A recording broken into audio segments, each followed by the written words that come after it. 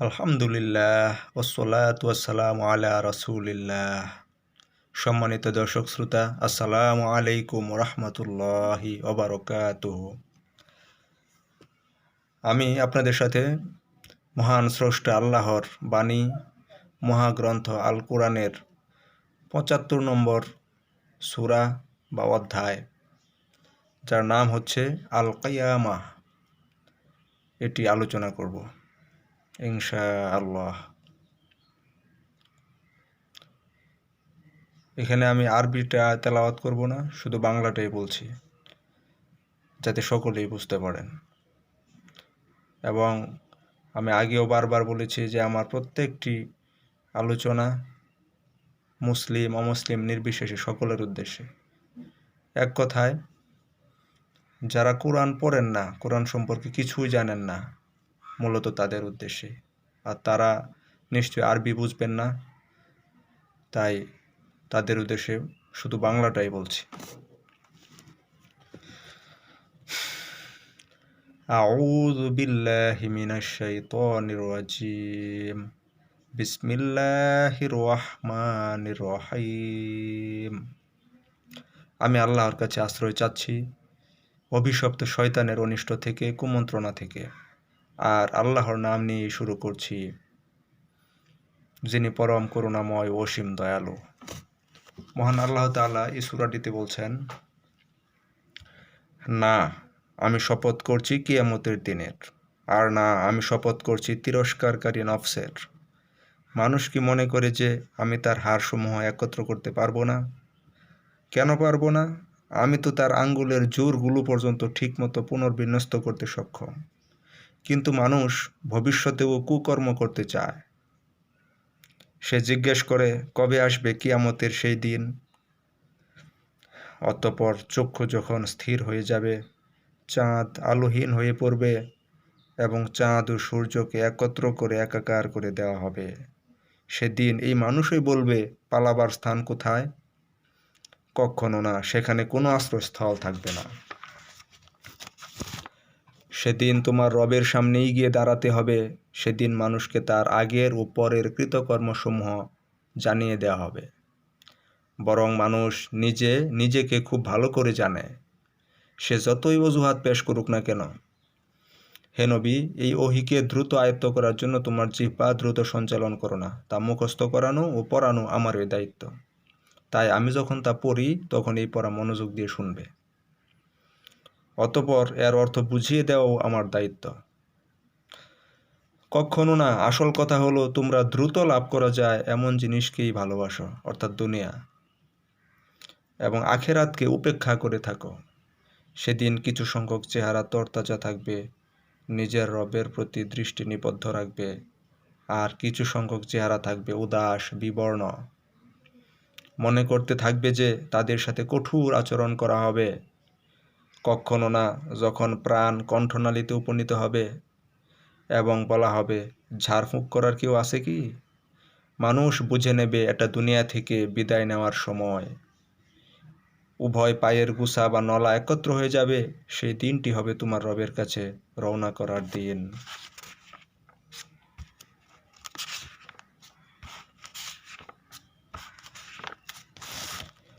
কিন্তু সে সত্যকে অনুসরণও করেনি, নামাজও পড়েনি, বরং সে অস্বীকার করেছে ও মুখ ফিরিয়ে নিয়েছে। তারপর গর্বিত অহংকারী ভঙ্গিতে নিজের পরিবার পরিজনের কাছে ফিরে গিয়েছে।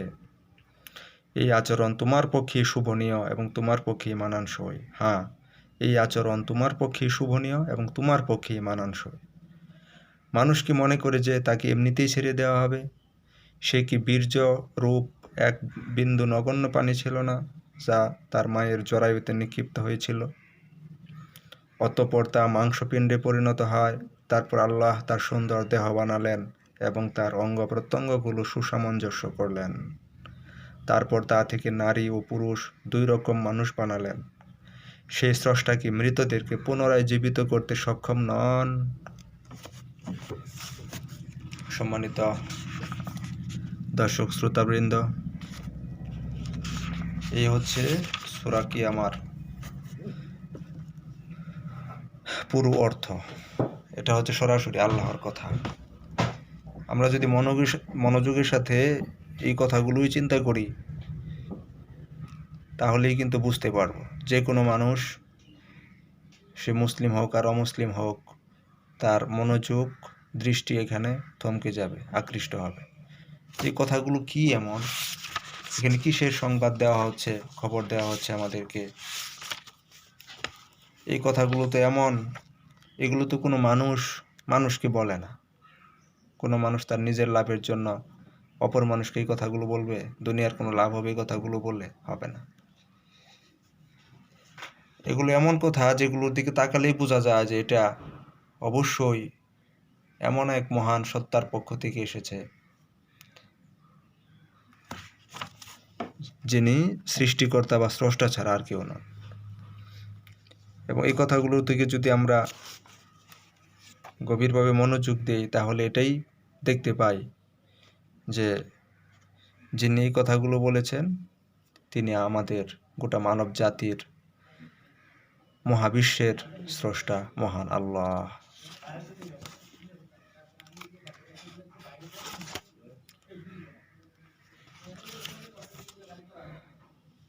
আমি আবার একটু সংক্ষিপ্ত ব্যাখ্যা করছি, এটাকে নিয়ে পুনরায় আলোচনা করছি। এখানে আল্লাহ তাআলা বলছেন, না, আমি শপথ করছি কিয়ামতের দিনের। কিয়ামতের যে দিনটা সংঘটিত হবে, সেই কিয়ামতের দিনেরই শপথ করেছেন আল্লাহ। তারপর আবার বলছেন এই কথাটা, না, আমি শপথ করছি তিরস্কারকারী নফসের। তিনি তিরস্কারকারী নফস তথা মানুষের বিবেকের কসম করেছেন। তিরস্কারকারী নফস বলতে বিবেককে বোঝানো হয়। আরবিতে বলা হয়েছে নাফসিল লাওয়ামা। লাওয়ামা শব্দের অর্থ হচ্ছে তিরস্কারকারী, যে কিনা মন্দ কাজ হয়ে গেলে তার জন্য তিরস্কার করে। অর্থাৎ মানুষের নিজের বিবেক কিন্তু মানুষকে দংশন করে। কোনো একটা মন্দ কাজ হয়ে গেলে এটা তার বিবেক তাকে পীড়া দেয়। মহান আল্লাহ সেই বিবেকের কসম খেয়েছেন। এখানে আল্লাহ তাআলার কসম খাওয়ার কারণ এটা নয় যে বিবেক আল্লাহর কাছে মহান বা বিরাট কিছু। মূলত বিবেক, যেহেতু মানুষই বিবেককে মূল্যায়ন করে, মানুষকে মূল্য দেয়, এবং বিবেকহীন মানুষকে মানুষই ঘৃণা করে থাকে। মহান আল্লাহ তাআলা পূর্বেও বলেছি অনেকবার যে মহান আল্লাহ পবিত্র কোরআনে অনেক বিষয়ের কসম খেয়েছেন। এই কসম খাবার বা শপথ করার অর্থ হচ্ছে যে ওই জিনিসটা মানুষ নিজেই স্বীকার করে বা মানুষ নিজেই এটাকে ভালো করে মূল্যায়ন করে, মূল্য দেয়। সুতরাং ওটার শপথ করে কথাটা বললে মানুষের যে মনোযোগটা আল্লাহ আকর্ষণ করতে চান, সেই মনোযোগটা আকৃষ্ট হবে মানুষের। মানুষ এটাকে মেনে নেবে, স্বীকার করবে। মূলত এই জন্যই আল্লাহ তাআলা ওই সমস্ত বিষয়ের কসম খেয়েছেন। অথবা কোনো একটা বিষয় আল্লাহ মানুষকে বুঝাতে চান, সেটা বুঝাবার জন্য এমন একটা বিষয়ের কসম খেয়েছেন, এমন একটা জিনিসের কসম খেয়েছেন যে ওটা দিয়ে বোঝানো সহজ হবে মানুষকে। এই কারণেই করেছেন। তাছাড়া আল্লাহর কাছে কোনো কিছুরই বিশেষ কোনো গুরুত্ব বা মাহাত্ম্য থাকতে পারে না। কেননা মহান আল্লাহ, মহান স্রষ্টা, তিনি নিজেই মহান। তার কাছে সব কিছুই তুচ্ছ।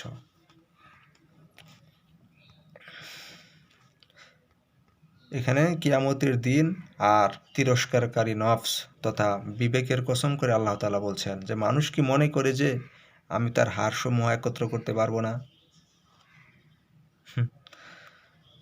দেখেন, যে ব্যক্তি কিয়ামতকে অস্বীকার করে, কিয়ামতের মানে কি আগেও অনেকবার আলোচনা হয়েছে।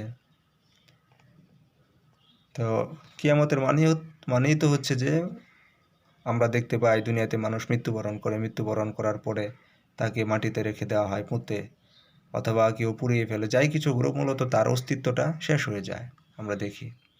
কিন্তু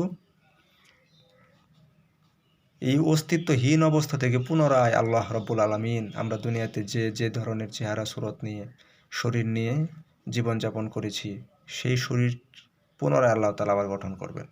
গঠন করে দুনিয়ার এই জীবনের হিসাব নেওয়ার জন্য দাঁড় করানো হবে মহান আল্লাহর সামনে, আদালতে। সেখানে জবাবদিহি করার জন্য, হিসাব নেওয়ার জন্য আল্লাহ তাআলা পুনরায় মানুষকে, গোটা মানব জাতিকে আবার উত্থিত করবেন। সেই দিনটাকে বলা হয়েছে কিয়ামতের দিন। এখন যে কিয়ামতের দিনটাকে অস্বীকার করে, যে কিয়ামত হবে না বা হওয়া সম্ভব না, সে মূলত এটাই অস্বীকার করে বা এটাই বোঝায় যে আল্লাহ তাআলা মানুষকে পুনরায় সৃষ্টি করতে সক্ষম হবেন না। আর আল্লাহ তাআলা এই কারণেই বলেছেন যে মানুষ কি মনে করে যে আমি তার হাড়সমূহ একত্র করতে পারবো না? যেহেতু মানুষ মৃত্যুর মধ্য দিয়ে তার দেহের হাড় মাংস সব বিচ্ছিন্ন হয়ে অস্তিত্বহীনই হয়ে যায়, সুতরাং মানুষটাকে বানাতে হলে তো আবার তার হাড়সমূহ একত্রিত করতে হবে, জমা করতে হবে। আল্লাহ তাআলা এই কথাটাই বলছেন যে মানুষ কি মনে করে আমি তার হাড়সমূহ একত্র করতে পারবো না? কেন পারবো না? আমি তো তার আঙ্গুলের জোড়াগুলা পর্যন্ত ঠিকমতো পুনর্বিন্যস্ত করতে সক্ষম। আল্লাহ সরাসরি বলে দিয়েছেন এই কথা। এখন আপনি মানবেন কি মানবেন না, এটা তো আপনারই ব্যাপার। না মানলে আপনি আপনার অবস্থার উপর থাকেন, সময়ে যেটা হওয়ার সেটা ঠিকই হয়ে যাবে। আল্লাহ তাআলা সুস্পষ্ট বলে দিয়েছেন আমি তো তার আঙ্গুলের জোড়াগুলো পর্যন্ত ঠিকমতো পুনর্বিন্যস্ত করতে সক্ষম। সুবহানাল্লাহ, আল্লাহু আকবার। ইন্নাল্লাহা আলা কুল্লি শাইইন কদির, নিশ্চয় আল্লাহ সমস্ত বিষয়ের উপর সর্বশক্তিমান। তারপর আল্লাহ বলছেন যে কিন্তু মানুষ ভবিষ্যতেও কুকর্ম বা অপকর্ম করতে চায়। আল্লাহ তাআলা এটা করতে পারবেন, এটা আল্লাহ বলে দিয়েছেন, জানিয়ে দিয়েছেন। আল্লাহ ভালো করেই জানেন যে আল্লাহ পারবেন। কিন্তু মানুষ আসলে ভবিষ্যতেও অপকর্ম করতে চায়। কিয়ামতের দিনটাকে যদি মেনেই নেয়, তাহলে তো আল্লাহর কথা মেনেই নেওয়া হয়ে যায় এবং আল্লাহর অন্যান্য আদেশ নিষেধ মেনে চলতে হবে কিয়ামতের দিনটাকে বিশ্বাস করলে, মানলে। কেননা কিয়ামতের দিনের ভয়ে তো কেউ অপকর্ম করতে পারে না দুনিয়াতে, যেহেতু এটার বিচার হবে আল্লাহর আদালতে, কঠিন শাস্তি হবে অপকর্ম করলে, অপরাধ করলে। তো যেহেতু মানুষ ভবিষ্যতেও কুকর্ম করার ইচ্ছা রাখে, প্রবণতা রাখে, এই কারণেই তারা কিয়ামতের দিনটাকে অস্বীকার করে। এটাই কি আল্লাহ তাআলা বলছেন যে মানুষ আসলে ভবিষ্যতে কুকর্ম করতে চায়, আর এই কারণেই সে মূলত কিয়ামতের দিনটাকে অস্বীকার করে। আমি যে তাদেরকে পুনরায় উত্থান করতে, উঠাতে সক্ষম, এই কথাটাকে মানতে চায় না, মেনে নিতে চায় না। সে জিজ্ঞেস করে কবে আসবে কিয়ামতের সেই দিন? এটা অনেকটা ব্যঙ্গ করে, বিদ্রূপ করে, তাচ্ছিল্য করে জিজ্ঞেস করে। কার কাছে জিজ্ঞেস করে? সর্বপ্রথম এই কোরআন যখন নাজিল হয়েছিল, হযরত মুহাম্মদ সাল্লাল্লাহু আলাইহি ওয়াসাল্লাম তাঁর কাছে যখন নাজিল হয়েছিল, তখন তার সময়ে যারা ছিল মানুষেরা, যারা ইসলামকে, এই মহাসত্যকে, কোরআনের বাণীকে মেনে নিতে পারছিল না, মেনে নিচ্ছিল না, তারা জিজ্ঞেস করত। অথবা হযরত মুহাম্মদ সাল্লাল্লাহু আলাইহি সাল্লামের আগে আরও বহু নবী রাসূল আল্লাহ তাআলা পৃথিবীতে পাঠিয়েছিলেন। তাদের কাছেও তাদের যুগের, নিজ নিজ যুগের মানুষেরা যারা মেনে নিতে পারছিল না, মেনে নিত না, তারা এভাবে ব্যঙ্গ বিদ্রূপ করতো নবীদের কথা নিয়ে, জিজ্ঞেস করত যে কবে আসবে কিয়ামতের সেই দিন?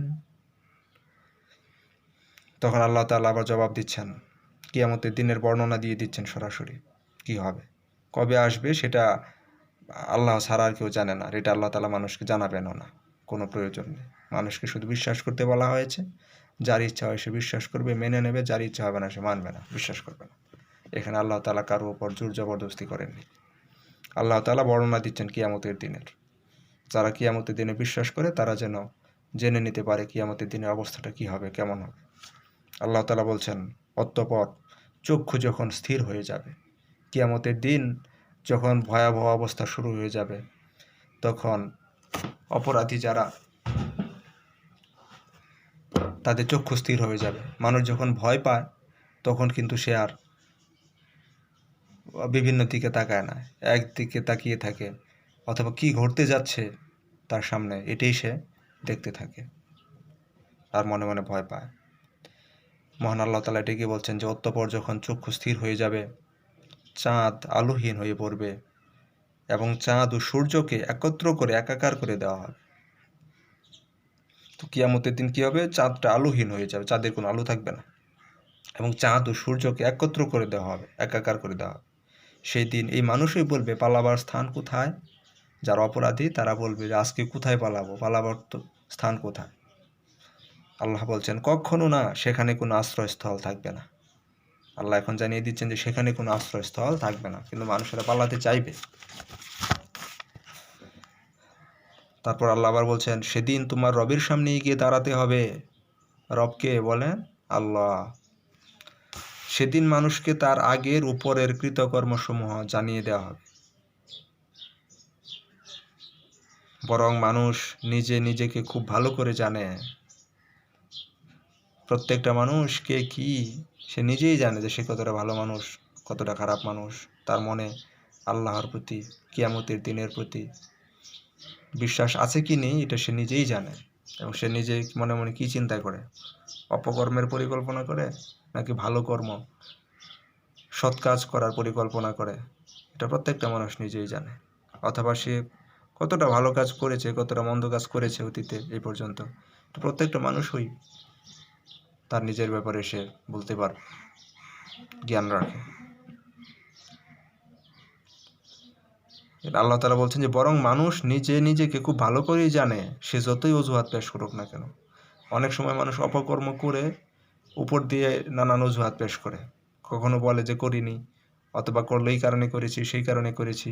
কোনো একটা ভালো কাজ না করলে, ভালো জিনিস মেনে না নিলে এটাতে অজুহাত পেশ করে যে আমি এই কারণে ভালো কাজটা করি নাই, এ ধরনের অজুহাত পেশ করে। আসলে তার ভিতরে ওই ধরনের কোনো কারণ ছিল না। সে মূলত কুপ্রবৃত্তির নিজের মনের ইচ্ছা বাসনার বশবর্তী হয়ে, দাস হয়ে সে আসলে ভালো কাজ থেকে বিরত থাকে, সত্যকে গ্রহণ করা থেকে বিরত থাকে, অথচ অজুহাত দেয়। তাই আল্লাহ তাআলা এটাই বলেছেন যে সে যতই অজুহাত পেশ করুক না কেন, আসলে সে নিজেই জানে যে কেন সে গ্রহণ করেনি বা সে কি।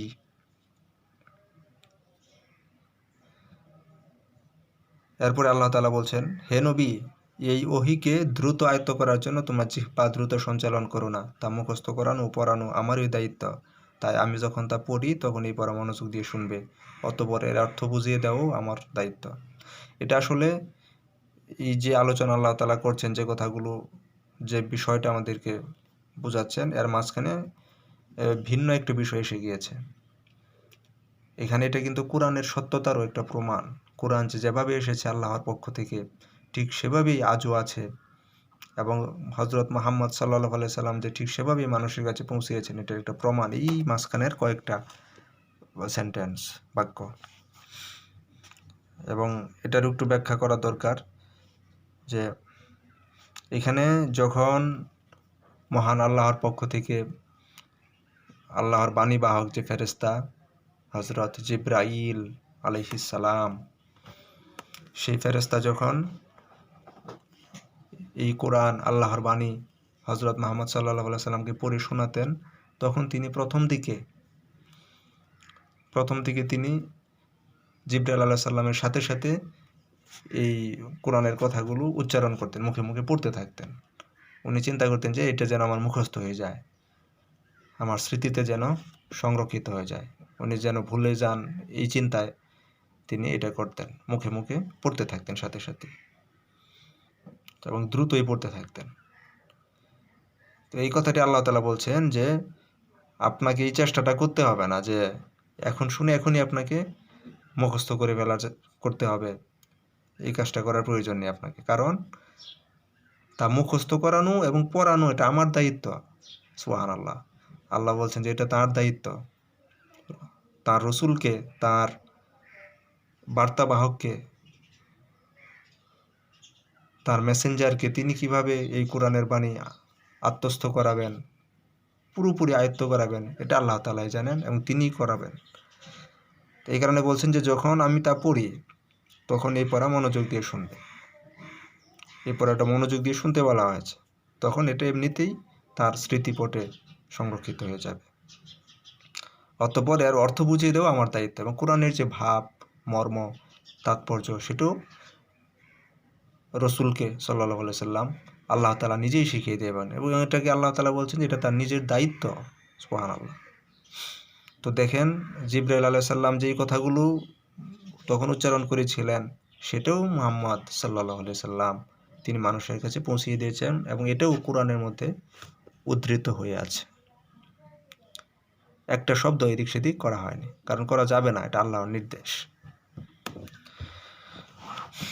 এরপরে আল্লাহ তাআলা আবার যে বিষয় বলছিলেন সেই বিষয়ে ফিরে এসেছেন, সেই বিষয়ের কথা বলছেন। আল্লাহ বলছেন, কখনো না। আসল কথা হলো তোমরা দ্রুত লাভ করা যায় এমন জিনিসকে অর্থাৎ দুনিয়াকে ভালোবাসো এবং আখিরাতকে উপেক্ষা করে থাকো। এই যে আগে কথা বলা হচ্ছিল যে মানুষ নিজে নিজেকে খুব ভালো করে জানে, সে যতই অজুহাত পেশ করুক না কেন। তো এটার কারণ হচ্ছে যে অজুহাত পেশ করুক করে, আসলে অজুহাত নেই, বরং মূল কারণটা কি? মূল কারণটা হলো যে তোমরা দ্রুত লাভ করা যায়, দুনিয়াটাকে মূলত দ্রুত পাওয়া যায়, চোখের সামনে দেখা যায়। এই দুনিয়াকে ভালোবাসে মানুষ, আর আখেরাতটা দেখা যায় না। অথচ আখেরাত হচ্ছে উত্তম, বহুগুণে স্থায়ী, চিরকাল স্থায়ী। দুনিয়াতে যে জিনিসগুলো মানুষ পেতে চায়, যে দুনিয়াতে যে জিনিসগুলোর পেছনে মানুষ দৌড়ায় প্রতিনিয়ত, পরকালে তো সেগুলোই থাকবে, বরং এগুলো হবে আরও অনেক অনেক গুণ উন্নত, অনেক অনেক গুণ ভালো, এবং সেগুলো হবে চিরস্থায়ী। যেমন ধরুন, দুনিয়াতে মানুষের খাবার দাবারের যেমন প্রয়োজন হয়, খাবারের পরে আবার অনেক ধরনের সমস্যাও দেখা দেয় শরীরে। খাবার খাওয়ার পর অনিবার্যভাবে একজন মানুষকে প্রস্রাব পায়খানা করতেই হবে, ঢেকুর আসবে, গ্যাস হতে পারে পেটে, এগুলো হবেই। এগুলো যদি না থাকতো কত ভালো লাগতো বলেন তো, কেমন হতো? প্রস্রাব পায়খানা করা লাগতো না, ঢেকুর আসতো না, পেটে কোনো গ্যাস হতো না। এই ধরনের অবস্থা হলে অনেক ভালো হতো না, কত না আরামদায়ক হতো। অর্থাৎ খাওয়ার পর আবার সেটা এমনিতেই হজম হয়ে শেষ হয়ে গেছে, এবং যত ইচ্ছা তত যদি খাওয়া যেত, জিহ্বা যতক্ষণ স্বাদ থাকে এবং স্বাদের পরেও খাওয়া যেত, তাহলে মানুষ অনেক বেশি উপভোগ করতো এটাকে। তো এই যে এই বিষয়টা পরকালে কিন্তু এমন হবে, জান্নাতে যখন মানুষ যাবে সেখানে কোনো প্রস্রাব পায়খানা থাকবে না, সেখানে থুতু কফ পর্যন্ত থাকবে না, নাক ছিটকানোর প্রয়োজন হবে না। যত ধরনের এই আবর্জনা বা বর্জ্য দুনিয়াতে আছে, নাপাকি, অপবিত্রতা, অপরিষ্কার, অপরিচ্ছন্নতা আছে মানুষের, এইসবের কোনো কিছুই থাকবে না। আমরা আগেও আলোচনা করেছি, এবং হাদিসেও অনেক কথা আছে এই সম্পর্কে, জান্নাতের বর্ণনা পড়লে পাওয়া যায় যে সেখানে মানুষ যত ইচ্ছা তত খাবে, কিন্তু একটা ঢেকুর দেবে আর ঢেকুরের সাথে সাথে পেট খালি হয়ে যাবে, প্রস্রাব পায়খানার কোনো প্রয়োজন হবে না। কত না আরামদায়ক হবে সেই অবস্থাটা, চিন্তা করে দেখেন তো। এরপরে এটা হচ্ছে একটা বিষয়, এখানেও আর অনেক কথা বলার আছে, ইনশাল্লাহ পরবর্তীতে বলা হবে। আর যেমন ধরুন, স্ত্রীর ক্ষেত্রে মানুষ স্ত্রী বা মহিলা নারীদের ব্যাপারে কি বলে আকৃষ্ট। এখন দুনিয়াতে যে স্ত্রী, তাদের রূপ সৌন্দর্য আর কতটুকু, তাদের মধ্যেও বিভিন্ন ধরনের অপরিষ্কার অপরিচ্ছন্নতার কিছু বিষয় আছে। তো এরপরে মানুষ তার যৌবন অটুট থাকুক, যৌবন অনেক হোক, অফুরন্ত হোক, এটা চায়, কিন্তু দুনিয়াতে এটা সম্ভব না। দুনিয়াতে সবার অনেকের খুব সামান্যই থাকে, অথচ এটা কিন্তু সবাই লাভ করতে চায়, থাকুক এটা চায়। তো এটা একমাত্র জান্নাতে বা পরকালেই কিন্তু সীমাহীন স্থায়ী হবে, চিরকাল চির যৌবন থাকবে, এবং সেই যৌবন হবে অনেক অনেক গুণ বেশি দুনিয়া থেকে, দুনিয়ারই যে পরিমাণ থাকে মানুষের তার চেয়ে অনেক বেশি থাকবে। এরপরে স্ত্রীদের রূপ সৌন্দর্য হবে অনেক অনেক গুণ বেশি।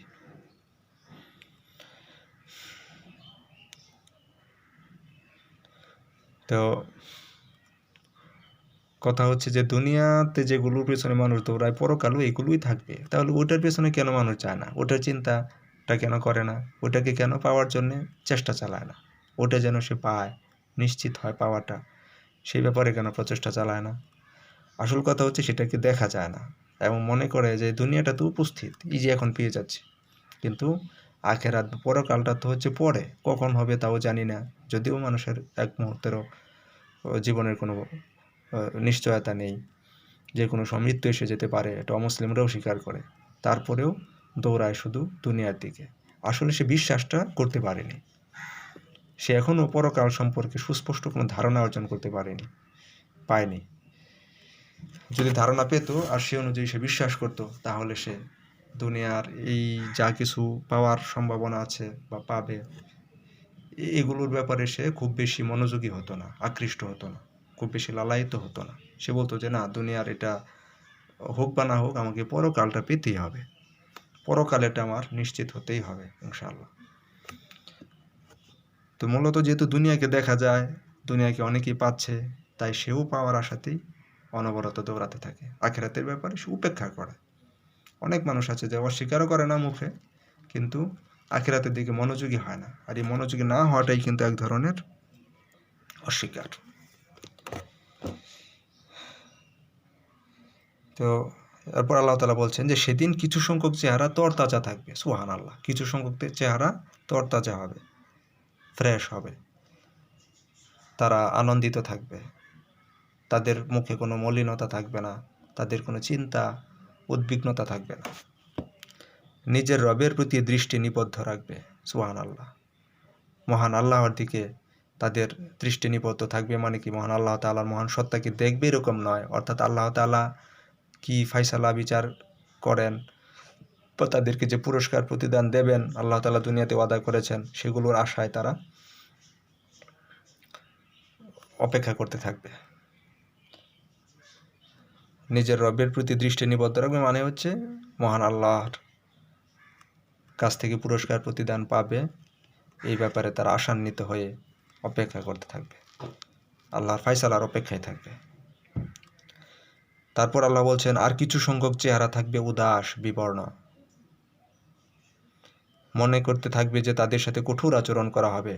তারা চিন্তাই করতে থাকবে যে দুনিয়াতে যা কিছু করেছি আল্লাহ তাআলা তো বারবার সতর্ক করেছেন, তখন তো শুনিনি, তো সুতরাং এখন তো শাস্তি পেতেই হবে, শাস্তির সময় তো এসে গেছে। দুনিয়াতে থেকে কিয়ামতকে অস্বীকার করেছিলাম, এখন তো সেই কিয়ামত হয়েই গেল। পুনরুত্থান হবে আমাদের, পুনরুত্থানকে অস্বীকার করেছিলাম, এখন তো পুনরুত্থিত হয়েই গেছি। তো সুতরাং এটা যে এই পর্যন্ত যেহেতু সত্যি হয়ে গেছে, তো সামনেরগুলো সত্যিই হবে, এটাই ঠিক। এই ব্যাপারে এই কারণেই এই চিন্তা করিয়ে তারা ভয় করতে থাকবে, মনে করতে থাকবে যে তাদের সাথে কঠোর আচরণ করা হবে। আল্লাহ তাআলা আবার বলতেছেন যে কখনো না, যখন প্রাণ কণ্ঠনালীতে উপনীত হবে এবং বলা হবে ঝাড়ফুঁক করার কেউ আছে কি, মানুষ বুঝে নেবে এটা দুনিয়া থেকে বিদায় নেওয়ার সময়, উভয় পায়ের গোছা বা নলা একত্র হয়ে যাবে, সেদিনটি হবে তোমার রবের কাছে রওনা করার দিন। এখানে আল্লাহ তাআলা মৃত্যুর সময়ের বর্ণনাটা দিচ্ছেন, যখন প্রাণ কণ্ঠনালীতে উপনীত হবে এবং বলা হবে ঝাড়ফুঁক করার কেউ আছে কি। মৃত্যুর সময় প্রাণ কণ্ঠনালী থেকে উপনীত হয়, অথবা এটা আবার কিয়ামতের দিনের কথাও বলা হতে পারে। কিয়ামতের দিন মানুষ উঠবে ঠিকই পুনরায়, তখন আর মৃত্যু হবে না, কিন্তু ভয়ে দুনিয়াতে যেমন মানুষের প্রাণ ওষ্ঠাগত হয়ে যায় আমরা বলি, ওরকম অবস্থা হয়ে যাবে যে তাদের প্রাণ কণ্ঠনালীতে চলে আসবে। কিন্তু কণ্ঠনালীতে চলে আসলে মৃত্যু আর হবে না, সেটা এক ধরনের ভয়ের অবস্থা, শাস্তির অবস্থা হবে সেটা, কণ্ঠনালীতে প্রাণ এসে যাওয়াটা। এবং বলা হবে ঝাড়ফুঁক করার কেউ আছে কি, অর্থাৎ দুনিয়াতে যেমন মানুষের সমস্যা হলে, অসুবিধা অসুস্থতা হলে ঝাড়ফুঁক করে, প্রাণ যখন ওষ্ঠাগত হয়ে যাবে কণ্ঠনালীতে এসে যাবে, তখন বলবে যে ঝাড়ফুঁক করার কেউ আছে কি। মানুষ বুঝে ফেলবে যে এটা হচ্ছে সেই কিয়ামতের দিনের ভয়াবহ সময় যেটা সামনে আসছে। উভয় পায়ের গোছা বা নলা একত্র হয়ে যাবে, মানুষ যখন সামনে আর এগোতে চায় না, ভয় পায় বা ক্লান্ত হয়ে যায়, দেখতে পায় যে সামনে মহাবিপদ, তখন তার পা আর চলতে চায় না, এমন অবস্থা হয়ে যায় সে দুর্বল দিশেহারা হয়ে, যে মানুষের পায়ের সাথে আরেক পা লেগে যায়, বাড়ি খায়। এটাকে বলে যে পায়ের গোছা বা নলা একত্রে হয়ে যায়। আমরা বলে থাকি পায়ে পায়ে বাড়ি লাগা, এক পায়ের সাথে আরেক পা লেগে যাওয়া, হাঁটতে গিয়ে এক পায়ের সাথে আরেক পা লেগে যায়, হাঁটতেই পারে না, এমন অবস্থা হয়ে যাবে। আল্লাহু আকবার, নাউযুবিল্লাহ। আল্লাহ তুমি আমাদেরকে অবস্থা থেকে হেফাজত করো, গোটা মানব জাতিকে তুমি হেফাজত করো মালিক, মুক্তি দিও প্রভু। আমাদের সবাইকে তুমি তোমার উপর বিশ্বাস করার, তোমার কোরআনকে মেনে নেওয়ার শক্তি সামর্থ্য দাও প্রভু। আল্লাহ তাআলা বলছেন যে সেই দিনটি হবে তোমার রবের কাছে রওনা করার দিন। যখন এই অবস্থাগুলো হবে, সেটা হবে আল্লাহর কাছে, আমাদের রবের কাছে রওনা করার দিন। রবের কাছে বলতে কি, যে জায়গাটাতে মানুষের বিচার হবে, সেখানে রওনা করার দিন মানে মানুষ প্রত্যেককে আল্লাহ তাআলা যে যেখানে মৃত্যুবরণ করেছে, যে মাটিতে সে যে মাটির সাথে মিশে গিয়েছে যে স্থানের, সেই মাটি থেকেই পুনরায় উত্থিত হবে, উত্থিত হয়েই সে চলতে থাকবে সেই হাশরের ময়দানের দিকে, বিচার যেখানে হবে সেই বিচারের জায়গাটাতে। তো এটাকে বলা হয়েছে যে সেই দিনটি হবে তোমার রবের কাছে রওনা করার দিন। সেই দিন এই ভয়াবহ অবস্থাগুলো সংঘটিত হবে, যার চিত্রটা আল্লাহ তাআলা আমাদেরকে তুলে ধরেছেন আমাদের সামনে। এরপর আল্লাহ তাআলা বলছেন, কিন্তু সে সত্যকে অনুসরণও করেনি, নামাজও পড়েনি, বরং সে অস্বীকার করেছে এবং মুখ ফিরিয়ে নিয়েছে। এখানে আল্লাহ তাআলা বলছেন যে এই যে অবস্থাগুলো হবে, এগুলো হবে কার, কোন ধরনের মানুষের? সে যে সত্যকে অনুসরণ করেনি। সত্য বলতে কি? কোরআনকে অনুসরণ করেনি, কোরআনের কথাগুলো মেনে চলেনি, এবং নামাজও পড়েনি। নামাজও পড়েনি মানে নামাজ তো একমাত্র হুকুম নয় আল্লাহর, এটা আমরা অনেকবার বলেছি আগে। এখন নামাজ হচ্ছে একটা বিশেষ নির্দেশ আল্লাহর। এমনকি মানুষ বিশ্বাস স্থাপন করার পর সর্বাপেক্ষা গুরুত্বপূর্ণ কাজ হচ্ছে নামাজ আদায় করা, দৈনিক 5 বার নামাজ আদায় করা। তো এখানে আল্লাহ তাআলা নামাজটাকে বিশেষভাবে এনেছেন। যার নামাজ ঠিক হয় তার অন্যান্য কাজগুলোও ঠিক হয়ে যায়। এই কারণে শুধু নামাজটাকে আনা হয়েছে। নামাজটাকে যদি কেউ ঠিক করে তাহলে অন্যান্য বিষয়গুলো ঠিক হয়ে যাবে। তো এখানে আল্লাহ তাআলা নামাজের কথা উল্লেখ করেছেন যে সে সত্যকে অনুসরণও করেনি, নামাজও পড়েনি। যে সত্যকে অনুসরণ করে না তার তো নামাজ পড়ার প্রশ্নই আসে না, নাম পড়াটাই স্বাভাবিক। বরং সে অস্বীকার করেছে এবং মুখ ফিরিয়ে নিয়েছে। এই ধরনের আচরণ সম্পন্ন মানুষ হযরত মুহাম্মদ সাল্লাল্লাহু আলাইহি সাল্লামের সময়ে যেমন ছিল, আজও আছে। তাদের সামনে কোরআনের কথা বারবার বলা হলেও তারা এদিকে মনোযোগ দেয় না, কানই দেয় না। তারা উল্টো এর প্রতি বিদ্বেষ পোষণ করে। তো সে অস্বীকার করেছে ও মুখ ফিরিয়ে নিয়েছে, মুখ ফিরিয়ে নেয় কোরআন থেকে, আল্লাহর কথা থেকে। তারপর গর্বিত ভঙ্গিতে নিজের পরিবার পরিজনের কাছে ফিরে গিয়েছে। দুনিয়াতে আমরা দেখি থাকি এমন অনেক মানুষ আছে যাদেরকে ইসলামের কথা বললে, শোনালে তারা মনে মনে আর রাগান্বিত হয় এবং এমনভাবে চলে যায়, এটার প্রতি ভ্রুক্ষেপও না করে ও ঘরে ফিরে যায়, পরিবার পরিজনের কাছে ফিরে যায়। সে নিজেকে অনেক বড় বাহাদুর মনে করে, শক্তিমান মনে করে। সে মনে করে যে আমি এই অবস্থায় সবসময় থাকবো, চিরকাল থাকবো।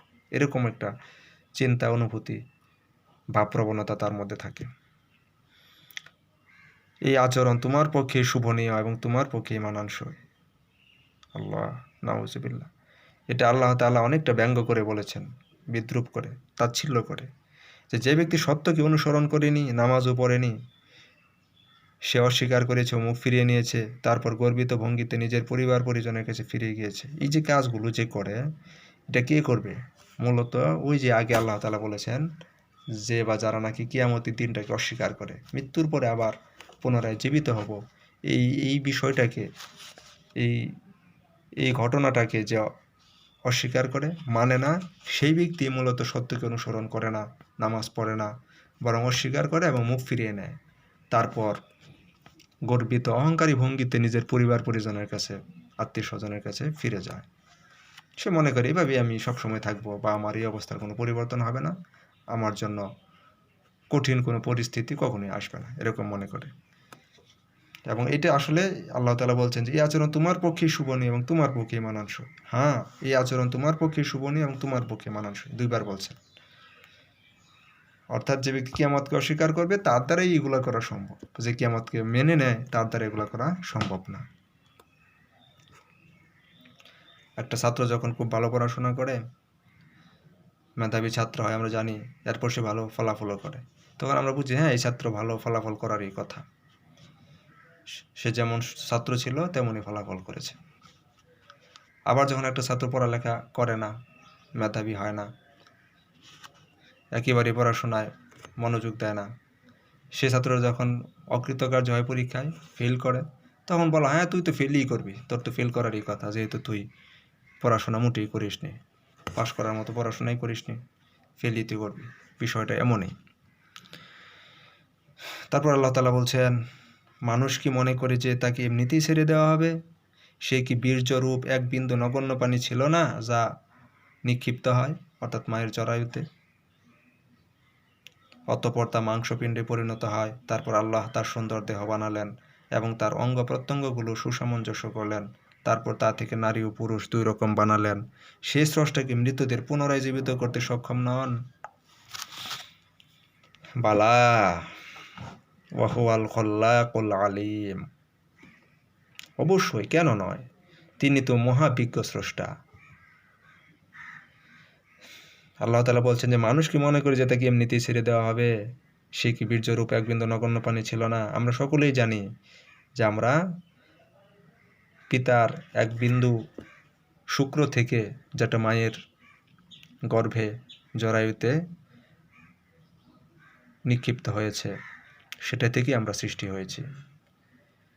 অতঃপর তা ধীরে ধীরে মায়ের পেটের মধ্যে মাংসপিণ্ড, অস্থিপিঞ্জর সব কিছু মিলে একটা শিশু হয়েছে।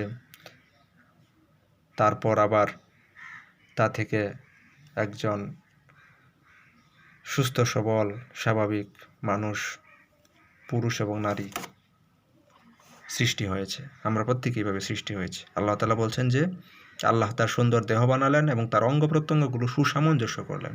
আমাদের দৈহিক গঠনটা কত সুসামঞ্জস্য দেখুন তো। তারপরে নারী ও পুরুষে দুটা শ্রেণী, কেমন চমৎকার। তো আল্লাহ তাআলা বলছেন যে এই এক বিন্দু পানি, অপবিত্র পানি, নগণ্য পানি, এই পানিটার থেকে কিভাবে আমি সৃষ্টি করে এনেছি এই পর্যন্ত। নারী পুরুষ যখন পূর্ণাঙ্গ বয়সে পরিণত হয় সেই পর্যন্ত এনেছেন আল্লাহ তাআলা। এই পর্যন্ত কি এমনি এনেছেন আল্লাহ তাআলা বিনা কারণে, বিনা প্রয়োজনে? এই পর্যন্ত আনার পিছনে আল্লাহর উদ্দেশ্য কি? সেই উদ্দেশ্যটা যদি পূরণ না হয় আল্লাহ এমনিতেই ছেড়ে দেবেন? এটা কেমন একটা বিবেক বিরোধী কথা, চিন্তা করুন। আল্লাহ তাআলা ওই কথাটাই বলেছেন যে এমন অবস্থায় ছিল, সে কি মনে করে এমনিতেই ছেড়ে দেওয়া হবে? আমি যেগুলো করেছি এগুলো এমনিতেই করেছি আমি? না, আল্লাহ এমনিতেই করেননি, একটা উদ্দেশ্য নিয়ে করেছেন। আর সেই উদ্দেশ্য পূরণ না হলে আল্লাহ অবশ্যই এর এর বিনিময়টা, প্রতিদানটা আমাদেরকে দেবেন, সেই উদ্দেশ্যটা যদি আমরা পূরণ না করি। আর সাথে সাথে এটাও বলে দিয়েছেন যে যদি আমি এক বিন্দু নগণ্য পানি থেকে এভাবে জলজ্যান্ত মানুষকে সৃষ্টি করতে পারি, তাহলে সেই স্রষ্টা কি মৃতদেরকে পুনরায় জীবিত করতে সক্ষম নন? চিন্তা করুন তো, বিবেক কি বলে?